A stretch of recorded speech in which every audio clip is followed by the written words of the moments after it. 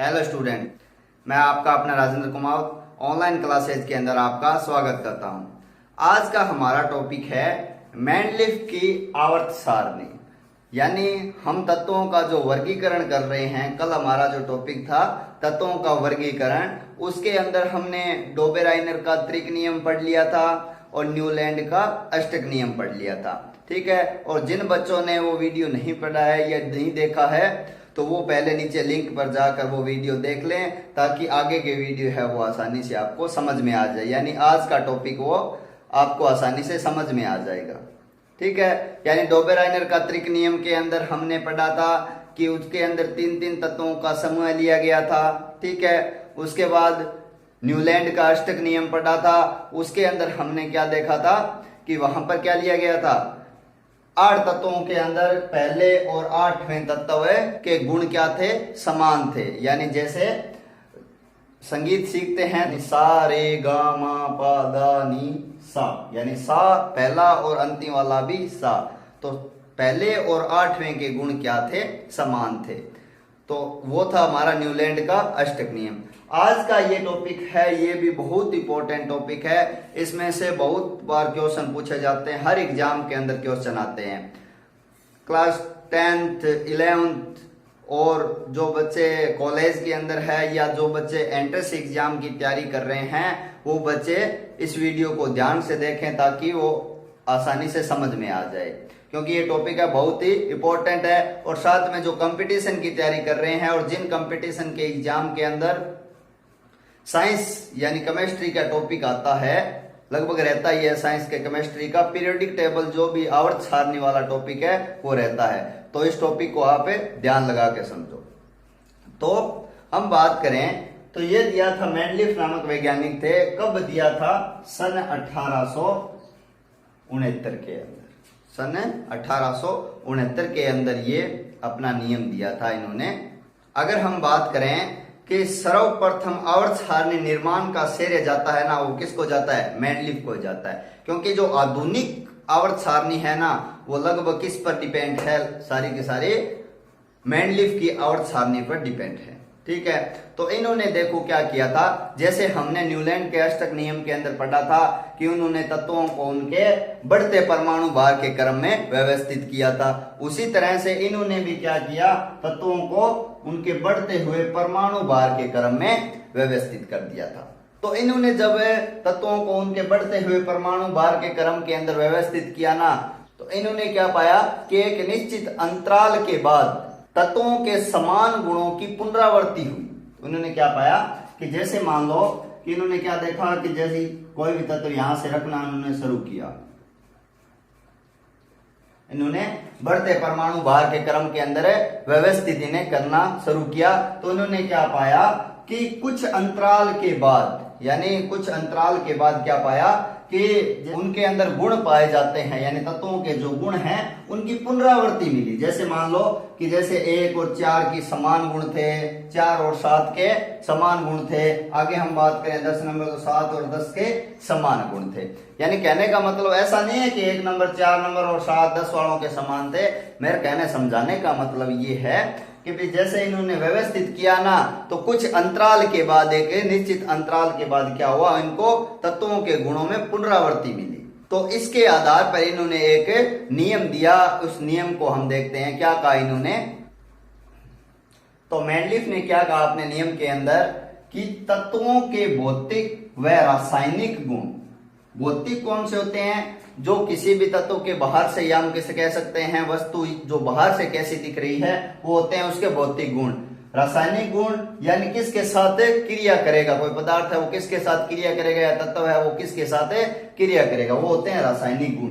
तो भौतिक व रासायनिक गुण उनके परमाणु भार के आवर्ती फलन होते हैं। यानी यहां पर बात की ना, जैसे कि बढ़ते परमाणु भार के क्रम में व्यवस्थित करेंगे तो क्या हो जाएगा, एक निश्चित अंतराल के बाद क्या पुनरावृत्ति होती है गुणों की। ठीक है, इसी के आधार पर यह नियम दिया गया कि तत्वों के जो भौतिक और रासायनिक गुण हैं वो क्या होंगे, उनके परमाणु भार के आवर्ती फलन होंगे। तो ये जो नियम है ये बहुत बार पूछा जाता है, तो ये आप कॉपी के अंदर नोट कर लो या स्क्रीनशॉट ले लो, ताकि आपको ध्यान में रहे कि जो मैंडलिफ का आवर्त नियम था वो क्या था। बहुत बार पेपरों के अंदर या एग्जाम के अंदर क्वेश्चन पूछा जाता है कि किस नियम के आधार पर है इन्होंने तत्वों को व्यवस्थित किया। यदि हम बात करें कि कैसे व्यवस्थित किया था, तो ठीक है कि उन्होंने क्या किया, तत्वों को उनके बढ़ते परमाणु भार के क्रम में व्यवस्थित कर दिया।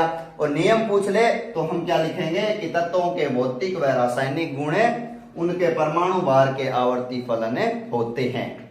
तो आगे बात करते हैं अपने कि मैंडलिफ ने अपने आवर्त सारणी किस तरह से बनाई थी या उसको किस तरह से व्यवस्थित किया था। तो इन्होंने क्या ली, एक तो ली क्षैतिज पंक्तियां ली और एक के लिए ऊर्ध्वाधर स्तंभ लिए थे। ठीक है, यानी क्षैतिज पंक्तियां तो होगी जैसे इस तरह से पंक्तियां ली और कितनी ली थी, 6 पंक्तियां ली थी। ठीक है, ऊर्ध्वाधर स्तंभ यानी खड़ी पंक्ति इस तरह से कितनी ली थी, 8। और आगे इन्होंने इनका क्या नाम दिया था कि जो क्षैतिज पंक्तियां हैं वो क्या होते हैं, आवर्त होते हैं। ठीक है, और जो ऊर्ध्वाधर स्तंभ है, ठीक है, जो जिन्हें हम क्या बोलते हैं, वर्ग कहते हैं, इनको हम क्या बोल दिया, इन्हें बोलते हैं वर्ग। अब इन्होंने क्या ले लिया, देखो 6 आवर्त और 8 वर्ग ले लिए। और अब इन्होंने क्या किया कि जिन तत्वों के भौतिक व रासायनिक गुण समान थे उनको क्या रख दिया, इन्होंने एक ही वर्ग के अंदर रख दिया, ताकि क्या हो, हमें अलग से नहीं पढ़ना पड़े, यानी हर तत्व के भौतिक व रासायनिक गुण अलग से याद नहीं करने पड़े। और जिनके भौतिक और रासायनिक गुण समान थे उन्हें एक वर्ग के अंदर रख दिया था। आगे बात समझ में। अब इनके जो समान गुण वाले तत्वों को वर्ग में रखने का कारण क्या था कि इनकी जो आवर्तिता है वो क्या हो, बरकरार रहे। ठीक है, यानी जो हमने नियम के अंदर पढ़ा था ना कि परमाणु भार के आवर्ती फलन होते हैं, तो वो बात है इनकी बरकरार रहे, इसलिए इन्होंने क्या लिया, समान गुण वाले तत्वों को एक वर्ग में रख लिया। इसके लिए, इस आवर्तिता के लिए इन्होंने अपने परमाणु भार वाला जो नियम था कि परमाणु भार के बढ़ते क्रम के अंदर व्यवस्थित करेंगे, ये नियम भी तोड़ दिया था इन्होंने। कहीं कहीं पर भाई कुछ तत्वों को व्यवस्थित किया ना, तो जिनका परमाणु भार ज्यादा था उनको पहले भी रखा गया और जिनका परमाणु भार कम था उनको बाद में भी रखा गया, इस आवर्तिता के कारण। यानी जैसे इन्होंने समान गुण वाले तत्वों को एक वर्ग में रखा, तो ये नियम जो परमाणु भार के बढ़ते क्रम में रखना था, ये नियम भी तोड़ा गया था। जैसे हम आगे इसकी आवर्त सारणी का डायग्राम बनाएंगे तो देखेंगे। एक एग्जांपल मैं बता देता हूं कि इस आवर्तिता के कारण परमाणु भार का क्रम कैसे टूट गया। तो इसके जो इन्होंने जो आवर्त सारणी बनाई थी उनके अंदर एक तत्व था आयोडीन और एक था टेल्यूरियम। तो इनके परमाणु भार की अपने बात करें तो आयोडीन का परमाणु भार था 126.9 और टेल्यूरियम का क्या था, 127.6। ठीक है, फिर भी इन्होंने क्या किया, आपने जो आवर्त सारणी बनाई थी उसके अंदर टेल्यूरियम को पहले रखा था और आयोडीन को बाद में रखा था। हिसाब से तो क्या था, अपने हिसाब से कि बढ़ते परमाणु क्रमांक के हिसाब से पहले क्या आना चाहिए, 126.9 आना चाहिए। ठीक है, और उसके बाद क्या आना चाहिए, 127 आता है, 126 के बाद 127 आता है। लेकिन इन्होंने क्या किया, टेल्यूरियम को पहले रखा। कारण क्या था कि समान गुण वाले तत्वों को एक वर्ग के अंदर रखना था। और इसी के साथ इन्होंने अपने आवर्त सारणी के अंदर कुछ रिक्त स्थान भी छोड़ दिए थे। उनके अंदर रिक्त स्थान क्यों छोड़े थे, ताकि भविष्य के अंदर कोई तत्व नया मिले तो वहां पर वो शिफ्ट हो जाएगा। ठीक है, तो उन्होंने अपने आवर्त सारणी के अंदर रिक्त स्थान भी छोड़े थे। तो हम बात करते हैं इन्होंने आवर्त सारणी किस तरह से बनाई, उसके डायग्राम की बात करते हैं। तो आपके सामने ये देखो, मैंडलिफ के द्वारा निर्मित की गई आवर्त सारणी। यानी मैंडलिफ ने क्या कहा था कि हम क्या लेंगे, 6 तो आवर्त लेंगे। तो 1 2 3 4 5 और 6 आवर्त है। उसके बाद इन्होंने क्या कहा कि हम 8 वर्ग लेंगे। ऊर्ध्वाधर स्तंभ क्या होते हैं, वर्ग होते हैं। तो ये देखो 1 से लेकर 8 तक 8 हमने क्या ले लिए, वर्ग ले लिए। अब इन्होंने क्या किया, तत्वों को उनके बढ़ते परमाणु भार के क्रम में व्यवस्थित किया। तो देखो यहां से हम बात करें बढ़ते क्रम के अंदर, तो इसका देखो परमाणु भार है 6.9 और इसका 9, इसका बोरॉन का कितना हो गया 10.8। 12, 14, 16, 18.9। तो क्या दिख रहा है आपको, इससे क्या पता चल रहा है कि इन्होंने तत्वों को बढ़ते परमाणु भार के क्रम में व्यवस्थित किया है। आगे बात समझ में। दूसरी बात यह है कि आज की आप मॉडर्न पीरियोडिक टेबल है उसको भी उठा के देख लो, तो उसके अंदर आपको जो जैसे हाइड्रोजन, ये लिथियम, सोडियम, पोटेशियम, ये क्या मिलेंगे आपको एक वर्ग के अंदर मिलेंगे, यानी इनके गुण क्या होते हैं, समान होते हैं। समान गुण वाले तत्वों को इन्होंने क्या रखा था, एक वर्ग के अंदर रखा था। अब हमने एक बात की थी कि इन्होंने समान गुण वाले तत्वों को एक वर्ग में रखने के लिए अपना परमाणु भार वाला नियम भी तोड़ दिया था। जैसे यहां पर देखो एक एग्जांपल देखो, टेल्यूरियम और आयोडीन की बात करते हैं अपने। तो आयोडीन को आपका जो वेट है यानी परमाणु भार है वो कितना है, 126.9, ठीक है। और इसका टेल्यूरियम का कितना है, 127.6।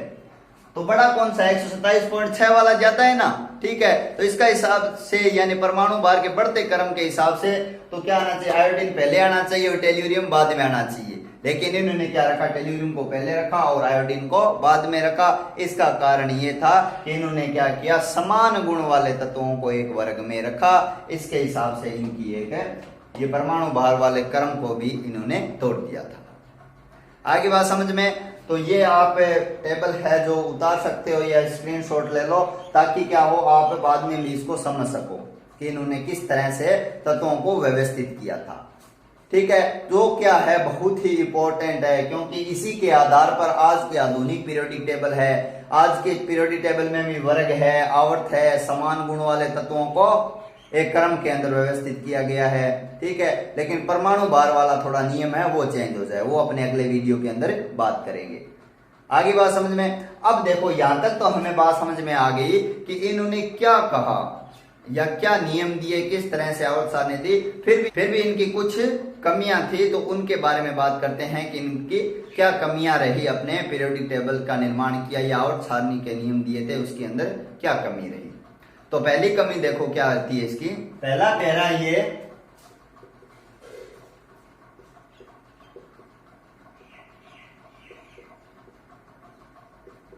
पहली कमी है बताई गई कि कुछ स्थानों पर परमाणु भार के बढ़ते क्रम के नियम की पालना नहीं की गई। ये तो अभी बात की थी अपने कि जिनका परमाणु भार कम है उनको बाद में रख दिया और जिनका ज्यादा है उनको पहले रख दिया, ठीक है। तो ये भी एक कमी रही, पहली कमी ये थी।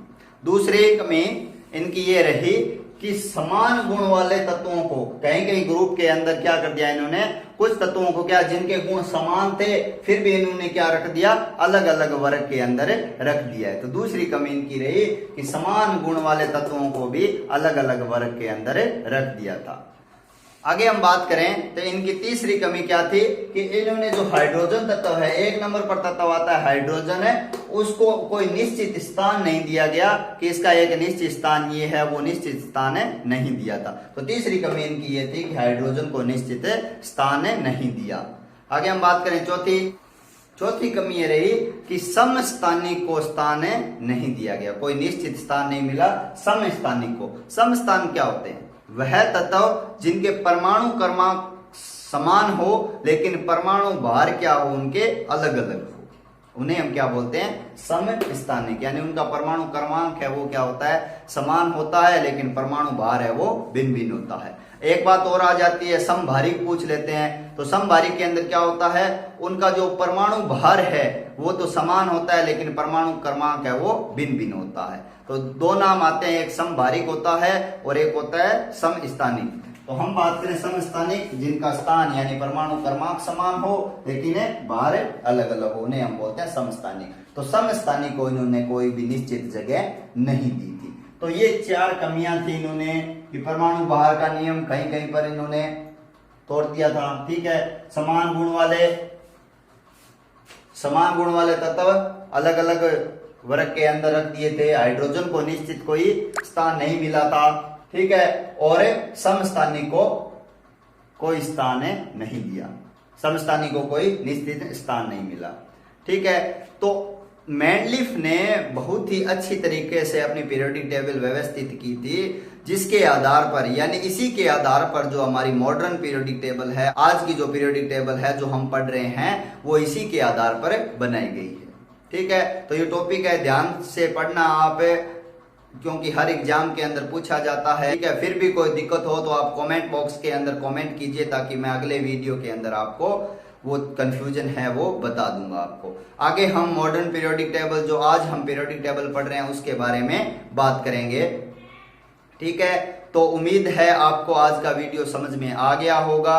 लाइक कीजिए, कमेंट कीजिए, ज्यादा से ज्यादा शेयर कीजिए, ताकि सभी स्टूडेंटों तक पहुंचे और वो इस कोरोना काल के अंदर घर पर बैठे पढ़ाई कर सके। ठीक है, और जो ये चैनल है राजेंद्र कुमावत के नाम से, इसे सब्सक्राइब कर लें, ताकि जैसे ही वीडियो आए तो सबसे पहले आपके पास मैसेज पहुंचे। धन्यवाद।